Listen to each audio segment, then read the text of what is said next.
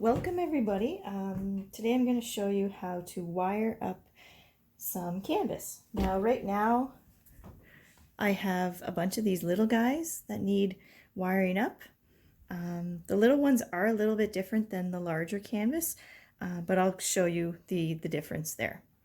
So I just want to show all the supplies that you'll need for wiring up. I learned this while I was working in a framing shop, and so I think the techniques are pretty good. There's a few different ways to go about wiring up your canvas. So you have options like these sawtooth hangers, which are super easy to use. You just simply press them in and hammer them in to your canvas. So they work really well for small canvas. And they do hang nicely on the wall because it allows the canvas to stick really flat to the wall. Sometimes there's a little bit of a sag with the wire, so these are a nice option. If I have lots of them, I tend to do a combination of the sawtooth and the wire just to give people that flexibility with how they want to hang it at home.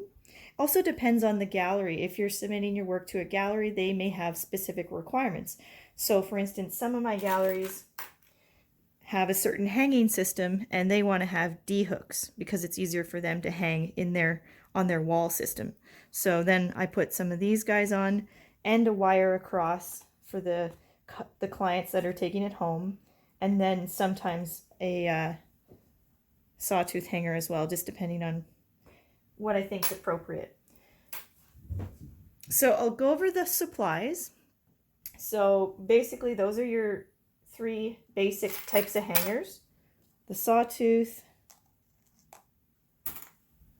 This is what I would use for my larger canvas. So anything on the big side, I'd say anything bigger than probably 18 by 18 or so. I like to always go stronger and heavier duty to be on the safe side. So I'll use those guys for the big ones. Today I'm just going to use these little guys because they're plenty strong enough for these small canvases that I have here. Okay, I've got screws. Again, I'm just using small canvas, so I've got a couple different types. Basically some small and some large screws. I prefer the Robertson because Canadians are awesome and we know how to do it. But yeah, any type of screw is fine. I don't drill. I don't feel it's necessary, so you don't have to worry about that. So for these guys, they're small. I'm just going to use my small screws today. I've got some wire. And for all of these supplies, I purchased them through a local art store that has a framing department. So you could probably go straight to the manufacturer. I have to look into that. But if you go anywhere where they sell custom framing, you should be able to order supplies like this through them. And you can probably also get these things online through Amazon. But I like to support local as much as I can, so I shop at my local art store for these. So I've got a big spool of wire. It's coated, which is really nice because it's easier to work with. So you don't have to worry about pieces of wire cutting you. And I went for a mid-range wire because I work with a large variety of sizes. So I went for number 4 here. It's rated for 25 pounds. So that means my canvas is 25 pounds. It's going to be supported. All my canvas comes unframed. So I don't think anything really goes over 25 pounds. If it's really large, I will double it up. And so that way I feel safe with this stuff. But for these little guys, I'm perfectly fine with just one single layer of wire. And then I've got some tools to pull my wire and cut it. So I've got a needle nose pliers here. What I do with these is pull them to tighten my wire. And then I've got a cutter here. So that's just going to snip the excess wire off.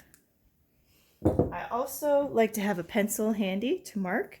I use a Sharpie to write the title of my painting, size, and sign it on the back. I have a calculator because we're going to do a little bit of math.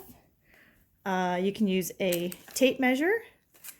Tape measure is great for the big pieces. When I'm going small, sometimes I prefer to use a ruler because it's a little bit more accurate feeling. And I think that's all my supplies. So I'll start with one of my pieces. Okay, so first thing I want to do is make sure you've got your piece the right way. That can be an issue when you turn it around and you realize it's upside down. So just always like to double check. The top's up here. I always work with my top at the top so that I don't get it mixed up. Okay, and I want to measure 1/3 of the way down from the top. That is the general rule of thumb for framing. So my canvas is 8 inches. So I'm going to say 8 divided by 3. That gives me 2.6. We don't have to be rocket scientists here, so I'm going to round it off. 2.5 is perfect. Sometimes you'll notice with the little canvas, see 2.5 is right here. And with the little guys, it can seem a little high sometimes. So oftentimes with the little ones, I'll go down just a little bit more because my my wire is going to be way up here. It's going to sag a little bit, so it's going to be even higher up here. So there are rules, but sometimes the rules are made to be broken. And in this case, with the really little guys, I'm going to say 3 inches. This comes with time. You'll get a feel for it. And you'll see how it hangs on the wall. But that's just something that I do. You'll also notice sometimes the staples will interfere with where you want to go. So luckily I have a wide enough wooden frame on my canvas that I can just go beside it. So that's not an issue. But sometimes it does interfere with it. You have to go up or down. So I've marked a little X where I want to put my screws. And this part is really easy.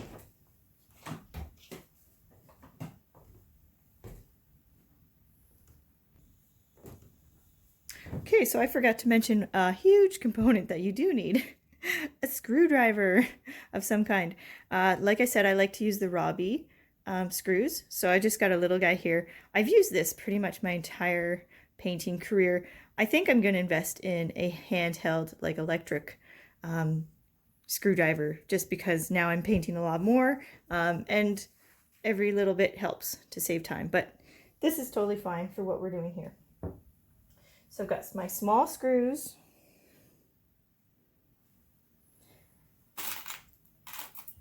My small D-hooks.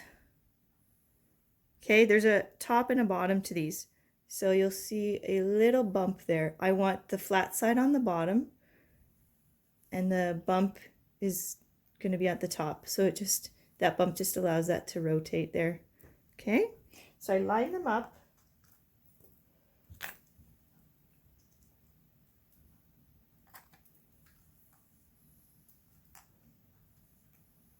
Just get this screw started, and then I'll get it in position.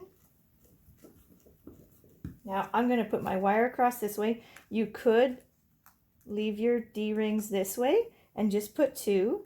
Again, depending on the requirements of your gallery or your client. But I'm just going to wire this across this way here.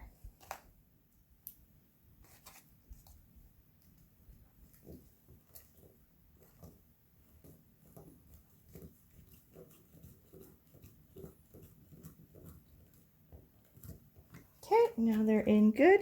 Next, wire. What I like to do with this is stretch it out. Now I'm going to need my cutters here. And what I'll do is, again, depending on the size of canvas, I'm going to leave a little extra because I need to wrap it around and tie it. So for these little guys, let's say 6 inches is probably good. If I'm working on a larger canvas, I'll do 12 inches just to give me that extra wrap around. So I'm going to say 6 inches plus the width of my canvas plus another 6 inches. This is all just eyeballed. You'll get a feel for it. So what I do here is I wrap the wire under one side and under the other side. I bring them up and I just want to make sure that it's evenly distributed. So I have the same amount on this side as I do on this side. Okay, and then what I do is I pull them tight. So I cross them over and I pull them tight. Now I tend to flip my canvas over because it's a little easier working towards you. At this point, what I want to do, I'm just holding on to this one. I just want to wrap this one underneath and down 3 times. I'm not tying a knot, I'm just securing it to the one side. Okay, now that's nice and tight. I'll turn this around. And now I can really pull on this side without having to worry about that side loosening off. So that's a temporary fix there. And so again, my wire is through the D-hook underneath. I wrap it, I pull it tight as I can towards me and then away from me. Pull it underneath the wire and again towards me. Now I've created a nice little tension point. I also want to tie it again. So I take this end under or through the D-hook, I should say, and then it comes up and it wraps around that. So just show you one more time. So we've got the loose piece through the D-hook, wrap it into the wire like you're tying a knot, and then just pull it tight away from you. Now I've created a nice secure knot here. And all I do is I take my wire and I wrap it around several times just to make sure it's nice and secure. So I'm pulling it this way, under, and then over, and then I'm tightening it as I go. So it creates a really nice professional looking tie. And again, this is probably overkill. I probably don't need to do it so many times. Okay, so I feel like that's sufficient. What I'm going to do on my last one, bring it under, through the loop, tie a knot, pull it towards me. Okay, and I'm going to flip it over at this point. I have a tail. I'm going to leave that for now because if I pull it too tight, it might start unraveling this side. So I'll leave that for now. I'm going to flip it, do the same thing on the other side. Okay, so what I want to do is undo this. Because what's happened here is this has gone all saggy and loose. And you don't want it to be super saggy because over time it's going to sag as well. So that was one thing I learned while working in the framing department, is a myth that there's supposed to be a sag in the wire. That is not what you want, because if you start out with a sag and somebody ends up framing it at some point and it has more weight to it, it's going to sag even more. And you don't want it sagging that much. It's going to really hang off the wall loose. So that's why another reason why we do this. So I'm going to unravel this. Okay, and now I'm going to pull it tight towards me, as tight as I can, and pull it tight against me. I go underneath, through the other side, pull it tight towards me, wrap it through the D-hook and through my loop here, and pull it tight against me. Okay, I do the same wrap around, try to make them the same size. Just looks kind of nice and pretty and professional. It's never going to unravel on you this way. You'll get little blisters in your hand. That means you're doing it right. Okay, so that's pretty close to the other side. So I'm going to knot this. So I wrap it over and I pull the end through the loop. Pull it as tight as I can with my hand. Then my needle nose pliers come in handy. I'm going to pull that extra little bit out, tighten it. Sometimes you'll break the plastic coating. That's okay. We just want to tighten it and snip it as close to the edge as we can. Okay, you may have a loose bit. If you do, just take your pliers, cramp it down, and nobody's cutting themselves. Yay! Okay, I'll do the same on the other side. Now it's nice and tight. Pull it with my needle nose. cut it. And usually I don't have to trim it. It's usually cut so fine, so close that it's good. Okay, and there's your wired piece. Now, the next step for me is I like to title my works, usually at the top. I sign them at the bottom. I've started putting the size and you know, the fact that it's oil on canvas in there as well. Also my website. Anytime you can promote yourself, you should. So these are things I've learned over the years, but you know, one person may buy it and it may end up in someone else's hands who doesn't know who you are. And so it's always good to have your, you know, contact information, whatever the best way to reach you is.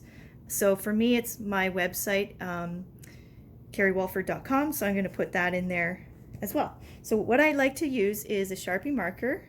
It's super easy, permanent, and I do not write on the back of my canvas.